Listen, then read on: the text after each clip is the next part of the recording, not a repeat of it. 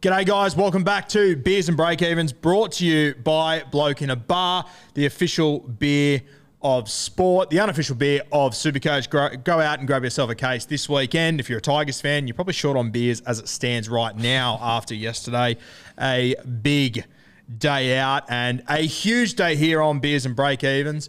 We welcome back our very own Jackson Hastings, Timmy Williams of Supercoach Playbook fame. Welcome back, brother. Cheers, mate. Good to be back. Not bad to be out compared to Jacko Hastings after the weekend that was. So, not bad. Yeah, copped a 3-week suspension. Back on the table though. You've been carrying a good load on the last few weeks. I think I might be Hastings after this week. I've been informed that you've reverted from being a draft specialist to a classic specialist in the last week. So I'm sure we'll get to that pretty soon, though.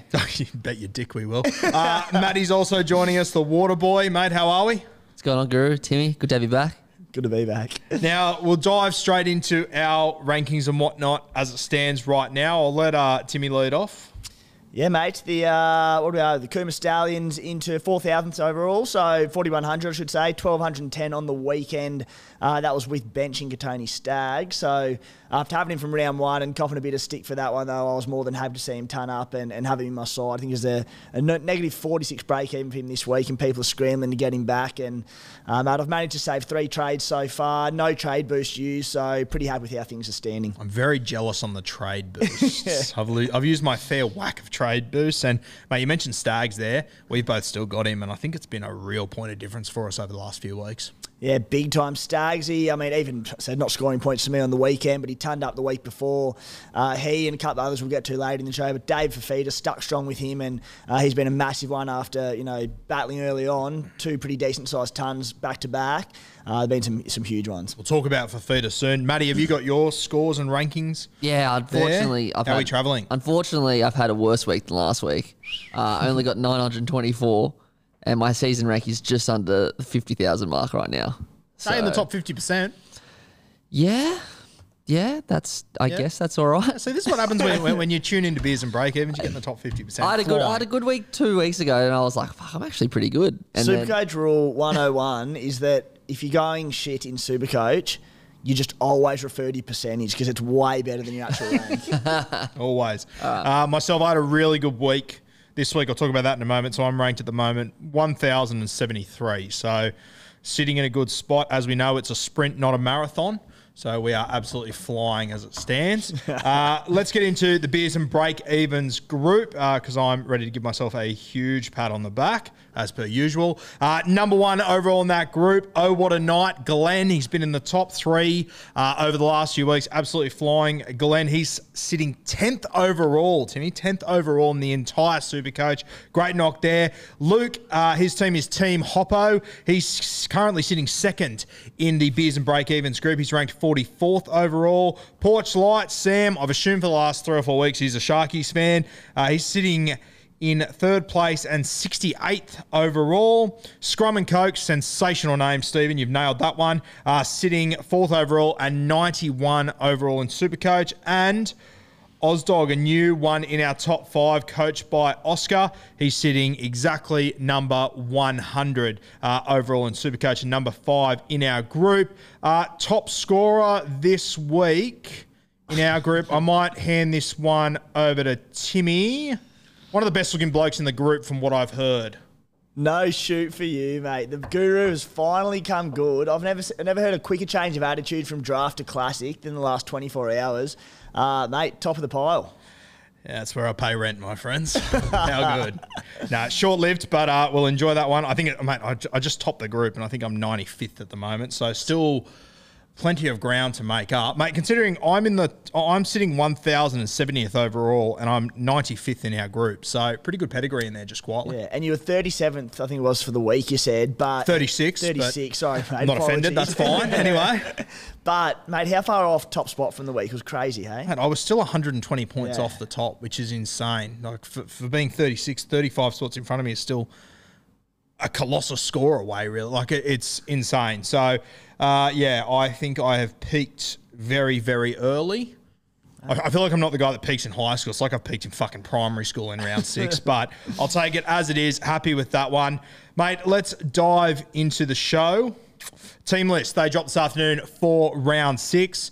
No real major things to come out of this. We've got over at the Manly Seagulls, obviously Kohler, he's a guy that a lot of people have brought in or have held from the start of the season.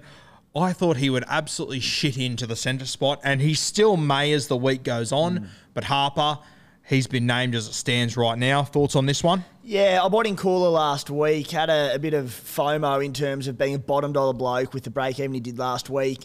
Came in, scored not terrific, but made 30k, negative 27 break even still there. So, look, I'm not too concerned in the sense that, potentially could have waited off on that one last week, but there'll still be money to be made. That said, it wouldn't shock me to see him play this week. The fact that he hasn't been named at 14 for Manly, obviously with Dylan Walker there, that's all that I really care about. He'll get his runs. He'll make cash in time. As I said, not worried. I would be worried if Dylan Walker got injured. He's slotted in as a 14. Yep. But until then, if he's going between the starting side and extended bench, I'm not too worried. And hopefully the money comes sooner rather than later. But as I said, could be a bit of a slow burner for us. And I think as well, just to keep an eye on here, is that Morgan Harper, he's coming in. He will be the right centre for the Manly Seagulls this week if they go as named. Of course, he's going to be marking the left centre for the Cronulla Sharks, the bus with eyes, Sifa Talakai. So for a guy that's already sort of struggling a little bit, Harper, could this be any worse for him, realistically? Well, mate, Talakai's ending careers week after week at the moment. It'll be Harper this week, fortunately not Kohler, so give it 2 weeks and Kohler will be back in there. Yeah, fingers crossed, mate. Over at the Chooks, Robbo, he's made a few changes. Well, not a few changes, but he's obviously Suwali. He's stuck with him. He played his first game last weekend. Momirovski's come back into the centres after almost getting put in a body bag by Katoni Staggs 2 weeks ago. And Angus Crichton, he holds his starting spot over Nat Butcher to just give my draft team another fisting. Angus Crichton, he's an interesting one for me. What are your thoughts? So we'll get to full trades later on, but the one that the way I'm looking at maybe is my first boost this week, I really want to get Josh King out of my side. He's maxed out, still playing good minutes, but he did rely on those attacking stats early on. It is time to cut ties with him. He's made a stack of cash for us. I really want to get rid of Josh King, shift Tamalolo up to the front row, partner him with Jai Arrow, and then have a gun back row spot there to open up. I've got a bit of money to spend there to do it, but Angus Crichton is the bloke. He's about 530k, who I'd love to get in. I just don't know what Trent Robbo's doing with his back row at the moment. Between Nat Butcher, who's sort of in and out there. I mean, prior to playing 80 on the weekend, Crichton, I think he'd played, 3 sub-50-minute games in a row, a few 35-minute games there. So, you're not paying 400k for him. Yes, he's proven he's got the pedigree. We know that if he's playing 80, he's arguably the best or top sort of 3 back rows in Supercoach. But if we bring him in, the other thing, the Roosters play on Anzac Day, so at the end of the round, if there's a game day swap, it's too late and he'll already be in your team and he might play 35 minutes. You're just left short. So I'd love Crichton, but I just think there's too much risk to do it at this stage. If you're at the point in the season we're at, Origin, it's about 6 or 7 weeks away, do you start to consider that with a guy like Angus as well?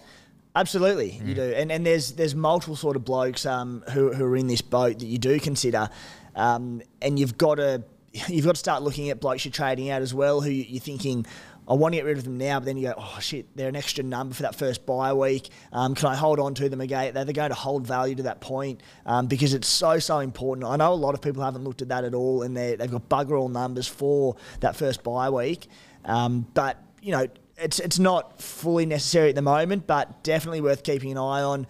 The other one that we'll start to look at in the next sort of week or two is not only the blokes that are missing to the Origin week, but who's on the quick backup following Origin. So then you amplify chances of them missing another week after. Yep. Cam Murray's, for example, who's top dollar at the moment, he'll be missing Origin weeks, possibly the week after that. Are there better options? So, yeah. Another guy that has been named today that we were a little bit worried about, Ryan Pappenhausen. I imagine the vast majority of us are Pappy owners. Obviously carried that ankle injury throughout last week's game. He has been named, so I think without him, that would have been a little bit of panic stations for people out there, right? Yeah, and they've got a long turnaround, Melbourne, in that one to that Anzac Day game against the Warriors, which is good for Pappy. I think he was playing golf the day after he did it, wasn't he? So correct. That saved a little bit. To be honest, as a non-Nico Hines owner, I wouldn't have hated for Pappy to be out for a couple of weeks. So I could just make that switch and watch Nico and breathe a little bit easier watching the Sharkies play. But look, it is a relief to see him play and gives us a few more options this week. Now, mate, before we get into listener questions, we have got a couple of topics that we want to touch on, and I'm very keen to hear your opinion on this. Obviously, we've seen a lot of guys that we would consider keepers or guns in Supercoach that have been sold over the last few weeks. You mentioned Fafita earlier. I'm seriously considering letting James Tedesco go this week. Where do you sit on letting guns go at this point of the season? I think what the first sort of 6 rounds has taught us is that pedigree is so important in Supercoach and it's reliable. Short-term form isn't. And we've seen that in guys like Dave Fafita, guys like Tony Staggs, who Staggs, after a slow start, has now made 70 or 80K, averaging 56. Everyone's looking to bring him back into their team. People who started with him, got rid of him. They'll be bringing him back. 2 trades gone. When he had years of strong Supercoach output to go with. Dave Fafita is now averaging 78 points, 730K. He's got a low break even, and when there's a lot of good trades again this week, break even of 8. He could be onwards of 800K if he goes big again this week. And all of a sudden, when you're trying to get Nathan Cleary into your team, Nico Hines, Payne Haas, Tommy Turbo in a few weeks, Fafita might be the one that got away. So more than anything, it's saving those trades on proven Supercoach players. And then on the flip side, you look at guys like, and I understand there's exceptions to this in that you've got your cash grabs, but guys like Beau Fermor, Peter Hiku, these sort of blokes who people are jumping at going, 2 big weeks, this could be their year, big base and that. They're anomalies, effectively, and you go and jump onto them, they make 60K, and you've used 2 trades to get rid of a Staggs and bring in one of these guys and earn yourself about 80K between the trades. So it's like, I think it just pays to back pedigree as much as you can. So Tedesco this week, where are you sitting? Tedesco, I will probably not be selling, however, as I mentioned, I don't own Nico Hines, and that terrifies me. The plan was to go Mitchy Moses this week to Cleary, which I think I've locked in, and then go Schneider down to, in time it was meant to be Schneider up to Hines at halfback. But now there's the emergence of Taff at the Bunnies, who I think is effectively a must-have this week. Kicking goals in a good team, relentless attacking unit, soft draw. I just think you have to have him at a tick over 200K. So you've got them 2, then you go down to Pappenhausen and Teddy in fullback. It's like he has to come in somewhere, and I'm trying to work out how I fit Taff into my team and then Nico Hines in, obviously both being dual half fullback. As it stands, my plan is to dodge very hesitantly Nico for another 2 or 3 weeks and run with Taff, who probably won't be in my 17, but there's big money to be made there, and hold Teddy. But come Thursday night, I could backflip and flip Teddy down to Taff at fullback and get Hines in, which, it seems the smarter play, but I've just gone on a rant about backing pedigree and guys like James Tedesco, who still has a soft draw. I'm on the fence with it early in the week. The Roosters, they just don't look like the Roosters that we know.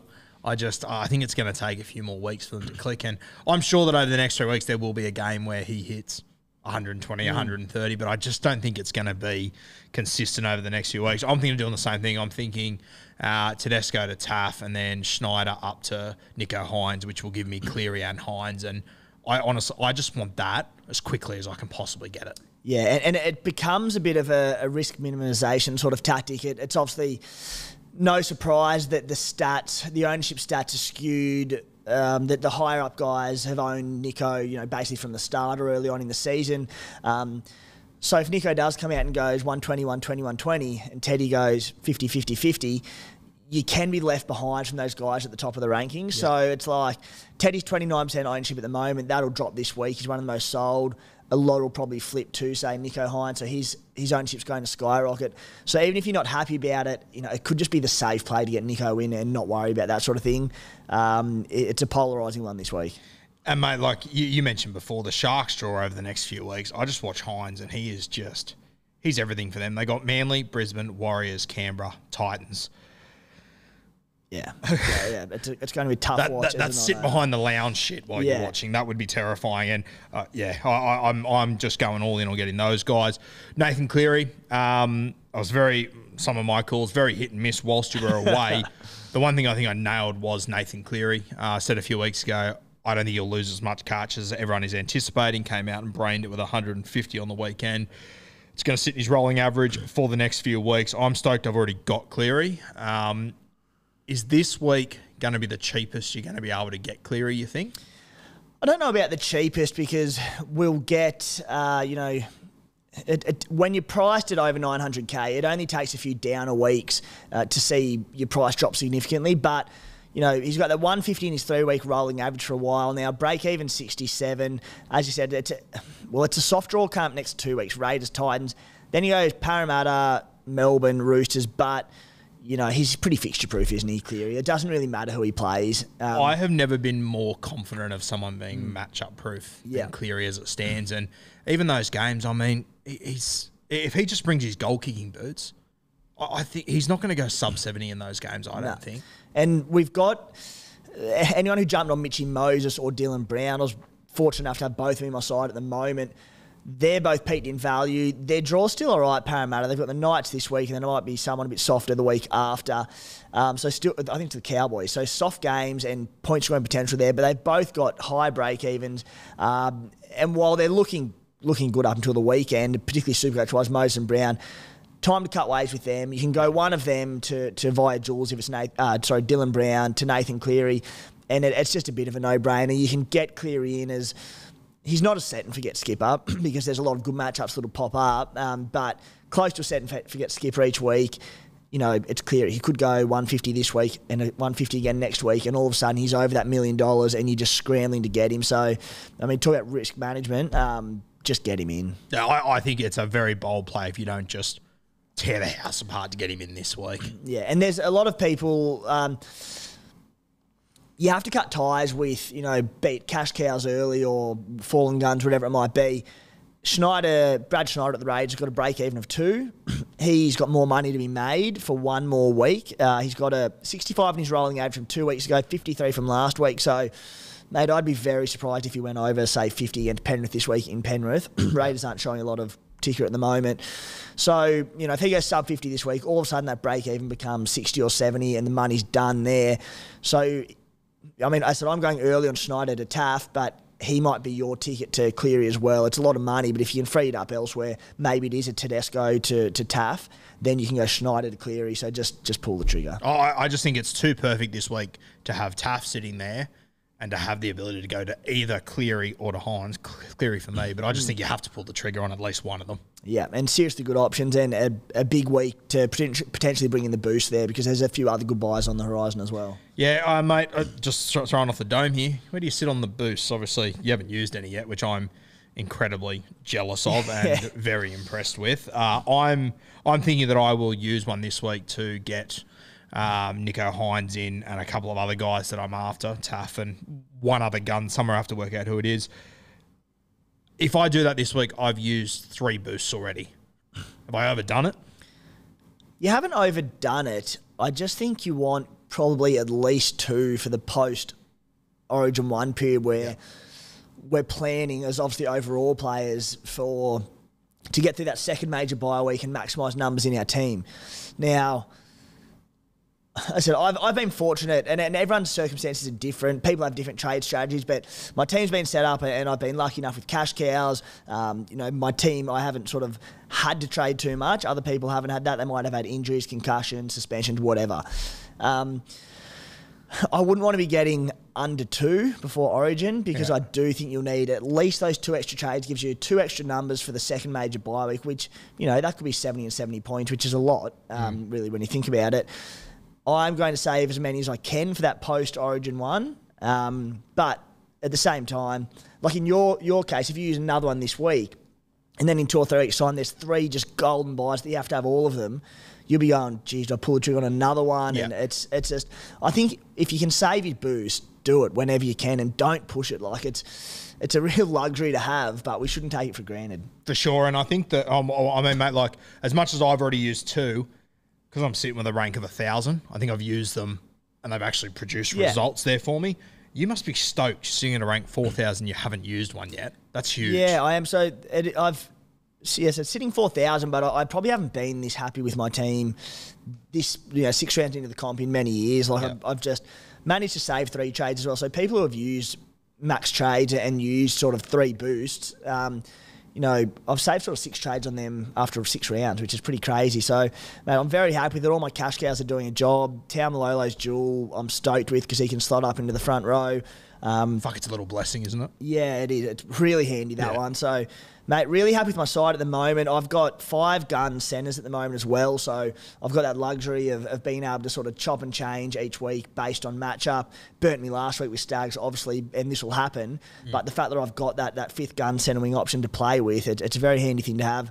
I've got them 5 actually, and that's with Isaac Targo up at 2nd row. So with a bit of luck, I can get him back down to centre wing soon enough. And you can just literally go, all right, 4 of the 6 centre wings, who's got the best games, and you plot them in. Yeah, plot them in. Flying. Mate, let's dive into some listener questions. These have been very popular over the last few weeks. First one comes from @GoldenPointers. He says, is it time to trade Fermo up in the 2RF to Olakau'atu? Love the show, by the way. I assume he means the last 3 weeks, but I'm sure we'll enjoy it with you back, no doubt. But Fermo in the 2nd row to Olakau'atu. I've had Olakau'atu from the start, and I'm so fucking glad I do. He is just a machine, isn't he? Mate, how good he looked. And things are only going to get better as Manly, in theory, get better when Tommy Turbo comes back. Again, it's a pretty soft draw for them, so he'll keep scoring tries. I brought him in after, I think, 2 rounds, and I've just been stoked with him ever since. I think the first week he might have gone 40-odd in torrential conditions. Fermor, look, in the end, he's only made not that much money for owners. Break even of 71. Time to move him on now. Olakau'atu's great, mate. He's pretty low ownership. Eye test looks phenomenal. They use him a lot. He has a big work ethic, doesn't he? He goes looking for That's ball. what people don't talk about. Yeah, they play short, they play short, they play short. But he often comes through the middle and just takes them bruising hit ups through the guts for a bit of go forward. So instead of having 10 runs a game, you know, when you look at Dave Fafita, who people are bashing for not getting in there and getting involved, Olakau'atu's doing the complete opposite. Between the 30-metre lines, he does a heap of work, an absolute heap. He comes looking for it all the time. If he knocks out a 65 this week without a try, which is more than possible from him, is he a must-have? He's not a must-have because there's a lot of really good back row options. I mean, you look at, I know he's dual front row, but I'll say Papali'i, who's been unbelievable this year. Cam Murray's been unbelievable, who are top dollar. You've got Dave Fafita, who's now going nuts. There's lots of really good back row options, but break even of 9, he's set to make, you know, some pretty decent coin there and could be over 600k after this week.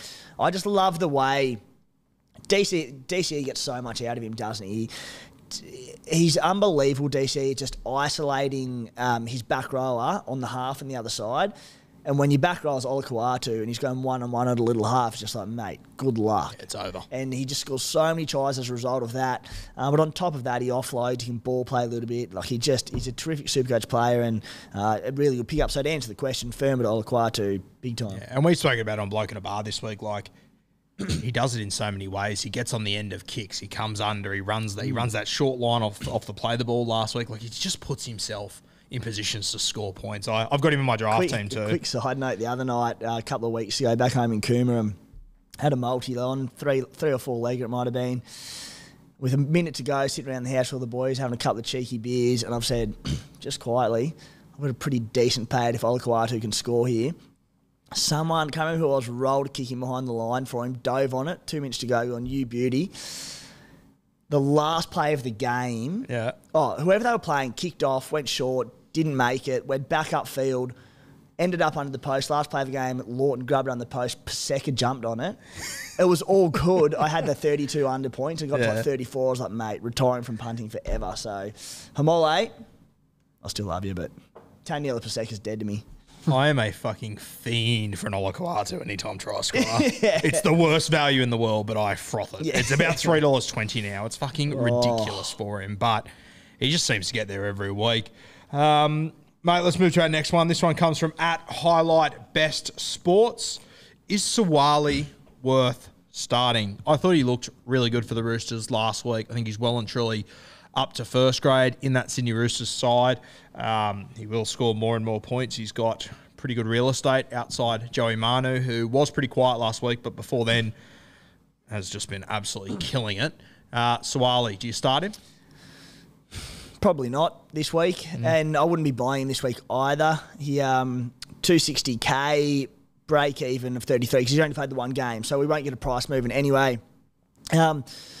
Trent Robbo's been playing silly bugs. Nothing more we hate in the Supercoach world than coaches stuffing out their team list because, geez, it makes Supercoach a harder game than it has to be. It's almost like they don't play it, I don't think it'll be that, mate. But Billy Smith, who was said to be 1 week out injured, has been about 4 weeks now, still not on the team sheet for the Roosters anywhere to be seen. So it worries me a little bit with the Roosters' form, and then there's Billy Smith coming back. There's a few other sort of players floating around there. Kevin Aguama dropped this week, obviously.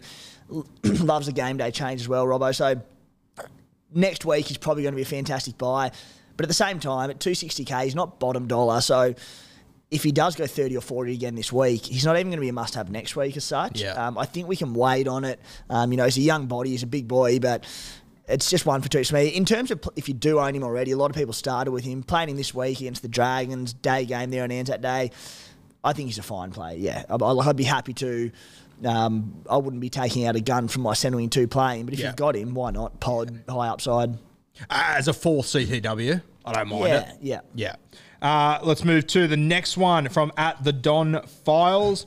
Time to trade Kick Out and TPJ. Good God, I'm glad these are 2 names I haven't had to deal with.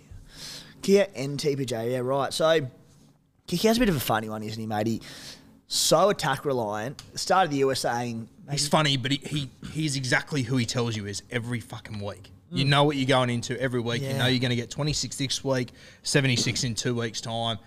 And he's like Joey Manu, when you're on him at the right time, you absolutely shit him. But other than that, you're giving Panadol a headache. It's a nightmare. Yeah. Like, started the season on 5 and 87, 87, 31, 82, and you're like, it could just be that his attack is so good, he'll keep getting attacking stats. And then you look at him now, he's gone 40 and 37 in back-to-back weeks. He's only averaging 61 points from a bloke who was firing. It's like, and he's been the same every single year. Like, You're right. He's one of the ones where, he's a hard bloke to sell at top dollar, but because he does have these big scores in a row and gets to that 650k, you almost have to trade him on. Tough thing to do. TPJ is an interesting one, and mate, I certainly wouldn't be trading him at all. And if it wasn't for sort of his injury and suspension history, TPJ is a guy that interests me. Like, he's offloading like an absolute maniac, even by his standards. He's just come off games against Manly, Melbourne, Penrith and the Rabbitohs. The draw now opens up and gets a bit easier for them. He's played 80 minutes in back-to-back weeks, sort of chopping and changing between the middle and the back row there. They don't have a lot of strike, the doggies, so they're relying on him, and he's obviously got that offloading licence. The fact that he's dual front row, second row, if you can plot him in at the front row at low ownership, he's got a massive ceiling on him. I honestly think he's a genuinely good buy. I'm not doing it, but for anyone who likes to ride the roller coaster a bit, no way would I be selling. Yeah, it's a roller coaster that I cannot line up for, but mate, a 39 base to start this season, bloody impressive considering that he's played. He hasn't played 80 minutes in majority of those games. Very good. And a few of those games were, put it this way, the Dogs are going to have a few games where they're belted, but they've been against relentless opposition, I said, the last month. As they come against easy games, there'll be more ball in play. There won't be a lot of time for changeovers from tries and goals and kickoffs, restarts, all that sort of stuff. More ball in play for an 80-minute TPJ. It can only be a good thing. So the fact that he's averaging, it's only 56 so far, but that was in his first 2 rounds. He played 50 and 46 minutes. He's then gone 70 minutes, 80 minutes, 80 minutes, where his average is up towards that early to mid-60s. Don't hate it. The 82 against Melbourne, just him sort of whispering by me, but I just can't trust this guy. Yeah. I can't do it. If he kills it and everyone else has him, I'll go, well done to you guys. You nailed that. I can't get up in the morning knowing that I'm relying on Tavita Pangai Jr. on the weekend. I can't do it. The next one comes from Junior Glover, big fan of the show, tunes in every week. Pappy to Cleary. Pappy has been named. Obviously, this question came in yesterday, so potentially he might have thought he was injured, but Pappy has been named. I personally think Pappy's a must-have for the entire season, but I'm a little bit biased in my draft team. What do you think? Yeah, big time. And people, even if that did come in before team lists and Pappy was named after that ankle injury, there'd be people who'd be just going, we need to get Cleary in. Like, there's nothing more people, Supercoach love more than a rage trade based on one bad week. Not that Pappy was bad last week, but he's gone 39, 67 back-to-back weeks. The 2 weeks before that, 193 and 107. Pappy's just set and forget for the entire season. There's every chance he doesn't play Origin, so he's every extra coverage there for us. Just hold him. There's got to be other avenues to Nathan Cleary in your team. Surely. Yeah. Surely. Oh, yeah. That second fullback spot, for anyone running Teddy or whoever else, that if that's Nico there, you can shift Nico to the halves. Like, there's ways to do it. Yeah, ways to go about it. Next one comes from Bly137. Ruben Garrick or Joey Manu. Two guys that I don't think I could go either of them at the moment. Garrick, maybe once Turbo's back, I would have a look at him, but Joey Manu, similar to Kickout, he's so good when he's on, but when you get weeks like last week, it can be really tough to watch. If you had to choose one of them, which way are you going? Like you, mate, I wouldn't go either. Not Manu because he's got that 27 in his rolling average now. Break even 77, but when that 104 from the week before drops out, that'll skyrocket. Sorry, my voice is on the way out. I just think 680k, he should leak cash. As you said, he's always been pretty similar, Joey Manu. He's been better the last 18 months of action, Supercoach-wise, but he's just not quite there for me consistency-wise. I think there's better, not so much upside options, but I think there's better options in the game. Put it this way, if he has another one or two lowish weeks and he drops below 600, 550k, for sure I'll have a look. But at 680k, I think there's other fallen guns that you can get. I had Campbell Graham last week for that Bunnies game. It was a bit of a pod CT dub move. Sort of watched the game and just did not get any ball. He set up one really nice try there, but I was like, geez, this could be ordinary. Upgraded like 55 points pretty effortlessly. I think there's better, 550k options than Manu. Garrick is just wait till Tommy Turbo's back and then he'll be a massive option. I'll tell you who else, you mentioned just effortless points. Another guy sitting around the 535k mark, a guy that scores points every single week, Lomax. He's averaging 60 points so far this season, and I watch him and I'm never like, oh my God, he absolutely brained it this game. But there's going to be games where he's going to score a try or two, which just having a look at his stats, he hasn't. They've essentially all been goal kicks. And he's averaging 60 points so far. Pretty impressive. Yeah, 35 in base is a big one for Lomax. Every season, he's got enormous work ethic, goals on top of it. I wouldn't jump on him just yet. Roosters this week in what'll be a tough Anzac Day game. Tigers are all right. Storm down at Amy Park in 3 weeks' time. Just for me, and we've spoken about this before, but I just want attacking players from good teams. Yeah. I was going to say no knock on the Dragons, but it is a knock on the Dragons. Definitely a knock on the Dragons. Yeah, it's definitely a knock on the Dragons. They're just not that good an attacking team. Yep. So you want to target blokes, ideally in your Melbournes, your Panthers, your Bunnies, who are going to put 50 on teams, and in any one of those weeks, Campbell Graham or Alex Johnston or Targa, whoever it might be, could have 3 tries and 2 assists and go 150. Lomax, in a good team, he'd be a must-have effectively. Yeah. But at the Dragons, I just don't think he's getting those opportunities, despite averaging 60 points. Rock solid, but I want those higher upside guys. Yep, fair shout. Our next one comes from Sam. He says, Hines and Cleary at half, even if I have to trade Schneider. I've spoken about this. I'm more than happy to do it, especially if you're bringing in Taft to make some coin there. Where do you sit? Yeah, big time, mate. As I said, I think Schneider doesn't probably score that well against Penrith this week unless the Raiders really step up and put it to Penrith in Penrith. Relatively unlikely. I just think it's time to move Schneider on. As I said, it is a week early, but from next week he's probably going to have a big break even. The cash has been made there. He's done a great job for us. But the fact that you can have Hines and Cleary, look, yes, please. Yeah. One more question before you die over there. Mate, I'm in going, all fucking sorts. Yeah. Next one comes from Jai. To keep Teddy and be faithful, or to bring in Taft to make cash and try another gun. Sort of already covered this to some extent. What we have, and look, I do think... So I'm assuming he's sitting there with Hines and Cleary in the halves and going, how important is Taft? Do I cut a gun like Teddy? It kills me to say this, but the fact that you can make, about 450k there. Teddy's dropping cash, got a 3-figure break even, which he could hit to be fair, but all likely that he drops cash. Taft's going to make a stack of cash, goal kicking in a gun bunny side. I think you've just got to do it because I assume that team also has Pappenhausen at fullback. So Teddy's the one that has to go there, and I'd be doing everything I could to get him into my side. Now, before we do go, just having a look at the games this weekend, captains-wise, good matchups. You've always got Nico Hines against the Manly Seagulls at Shark Park on Thursday night. It's a guy that's got VC written on his forehead there. You got Tony Staggs, if you still have him like we do, against the Bulldogs. Is this one that you'll consider for a VC? Yeah, definitely, mate, and it'll all depend. I mean... For anyone bringing Cleary in this week, he's the obvious one. Sunday Arvo against the Raiders there. Mate, I don't hate Pappenhausen against the Warriors. Again... It's a punt. It's a tough one because the Warriors can get up for this big Anzac Day clash. It's also the last game of the week coming off a bit of an injury cloud. Yeah, who knows if there's a laid out or something. But yeah, plenty of VCFs there. I think, if you're getting clear, you basically just lock him in. Yeah. But Pappy, we know what Pappy can do. It's tempting, but I think you've just got to Mate, if clear you're there. fucking captaining Pappy, you have the biggest balls in the world. He's a That freak. could fist, but you don't know. He could pull out. It's Monday. That's right. We just whack it on Harry Grant. Otherwise, no dramas. Cam Munster. God, that's a big day. Cleary for me, I think I'll be going Stags or Hines in those first two games. Guys, thank you for tuning in once again to Beers and Breakevens. Subscribe, comment, like, do all the good stuff for us. Brought to you by Bloke in a Bar. Go out and grab a case this weekend. Timmy, so good to have you back, legend. Looking forward to the rest of the season. Cheers, Guru, and good to be back, mate. And plenty of big things to come with a bit of luck. Beautiful. Keep an eye on Matty the Waterboy. Might skim into the top 40,000 this week. I've got a feeling. What do you reckon? Oh, if I'm lucky. I'm lucky. We're backing you, brother. Cheers, legends. See you next week.